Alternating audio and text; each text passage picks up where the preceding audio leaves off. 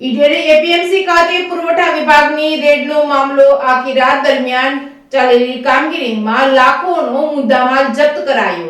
Idar APMC ખાતે પુરવઠા વિભાગની રેડનો મામલો આખી રાત દરમિયાન ચાલેલી કામગીરીમાં લાખોનો મુદ્દામાલ જપ્ત। માર્કેટ યાર્ડના ગોડાઉનમાં છેલ્લા 12 કલાક કરતાં પણ વધુ સમયથી ચાલી રહ્યું છે સર્ચ ઓપરેશન। એપીએમસી માર્કેટ યાર્ડમાં ચાલતો ચોખાનો કાળો કારોબાર ઝડપાયો તો મોટી માત્રામાં શંકાસ્પદ સરકારી જથ્થો મળી આવતા માર્કેટ યાર્ડના ચેરમેન સહિત સંચાલક સામે સવાલો ઉઠ્યા છે। બનાસકાંઠાના દાતા બાદ હવે સાબરકાંઠાના ઈડર એપીએમસી સુધી તપાસનો રેલો રેલાયો છે।